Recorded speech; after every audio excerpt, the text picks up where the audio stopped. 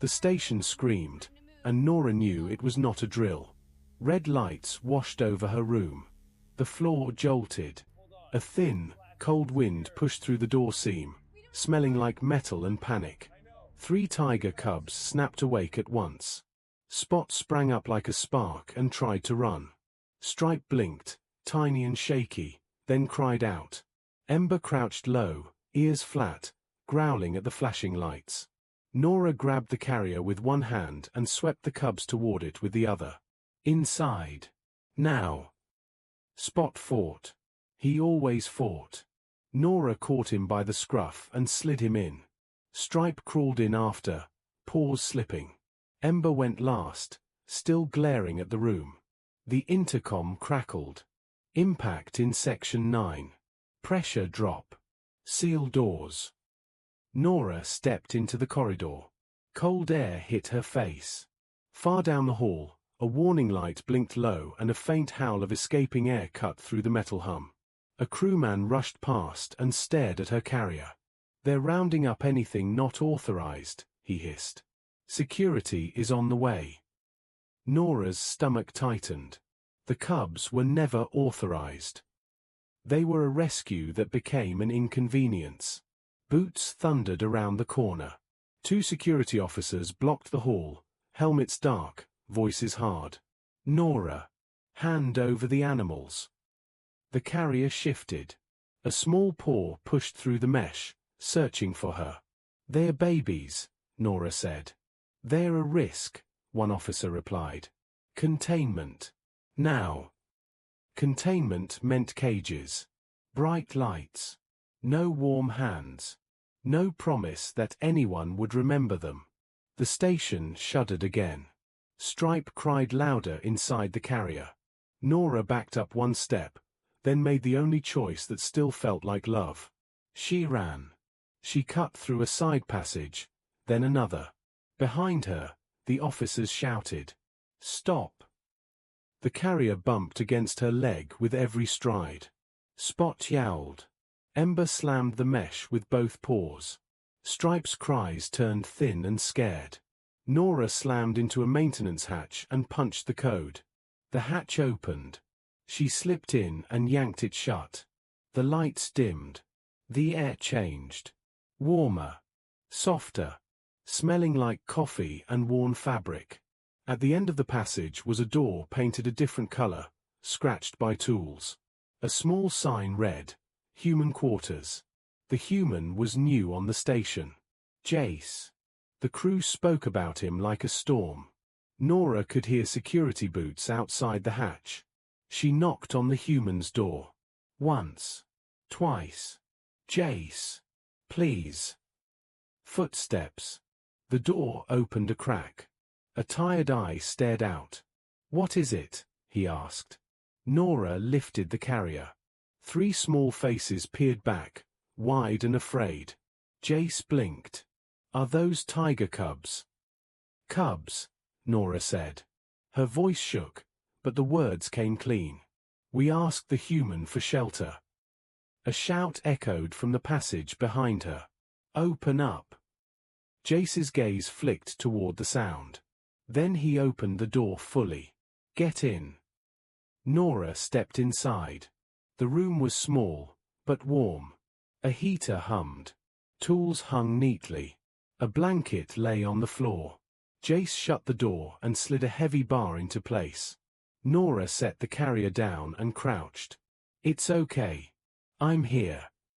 Jace stared at her, then at the carrier. "Why is security after you?" "They want to take them," Nora said. "The captain says we can't support them." Outside, the hatch rattled. "Nora." Jace moved to a wall panel and tapped fast. A small screen lit up with a camera view of the passage.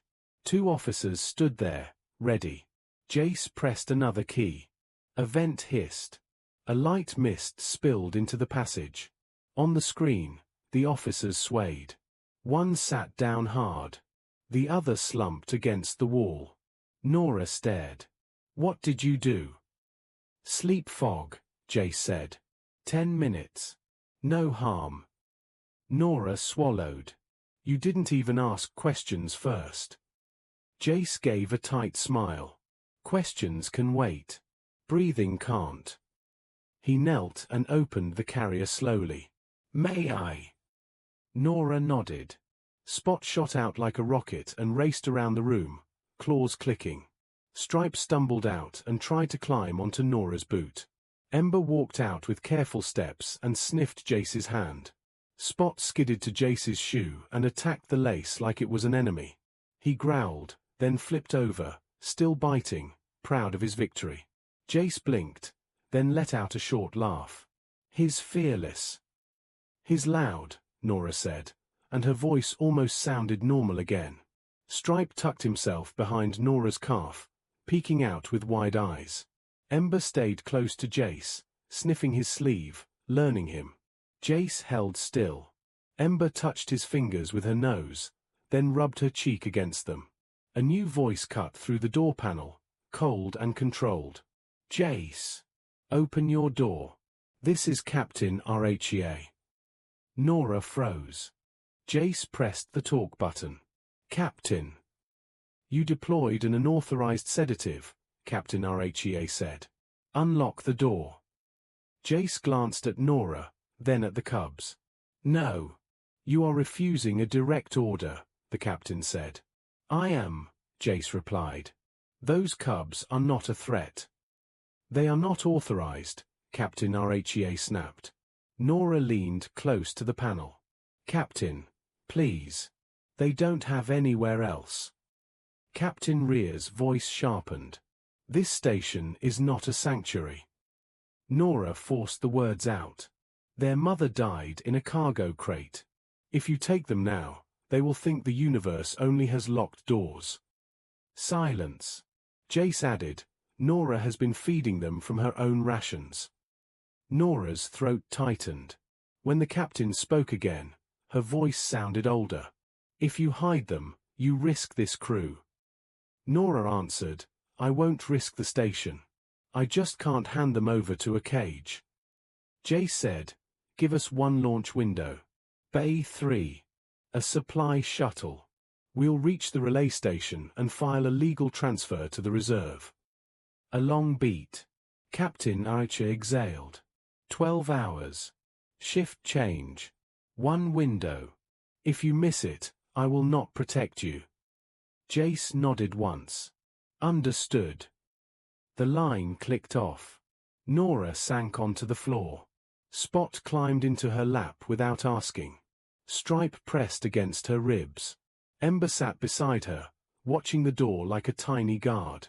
Jace crouched across from her. We move at shift change. Nora nodded. Thank you. Jace's voice went quiet. Someone once closed a door on me when I needed help.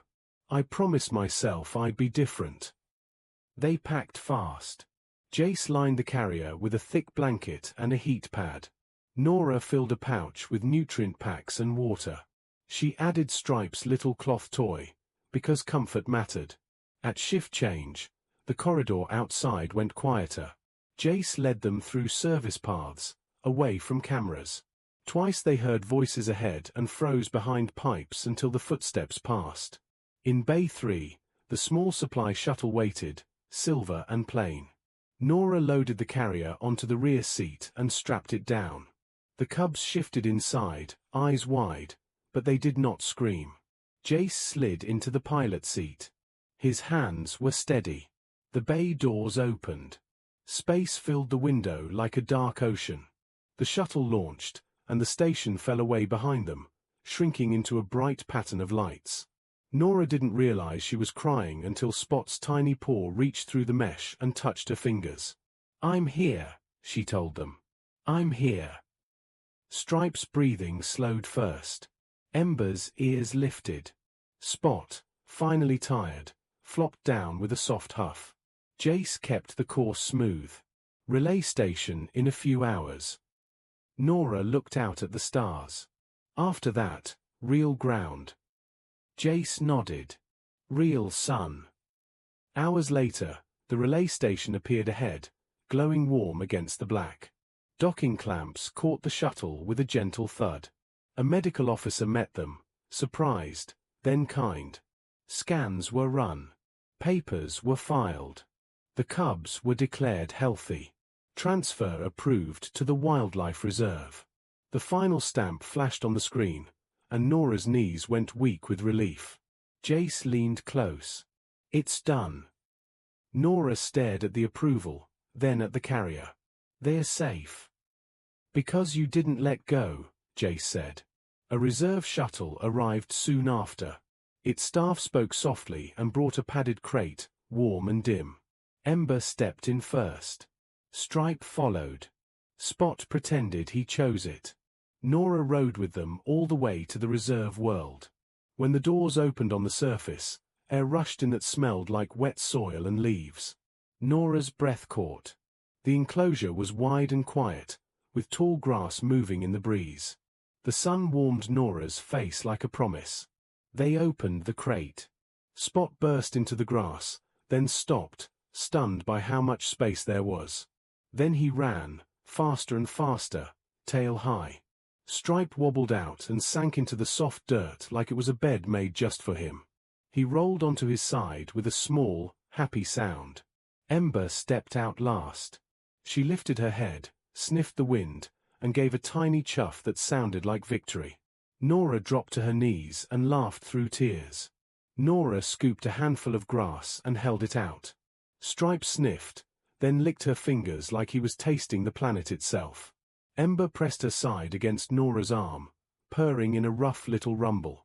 Spot rubbed his head on her knee, claiming her all over again. Nora whispered, "You're safe. You're safe," and this time she believed it.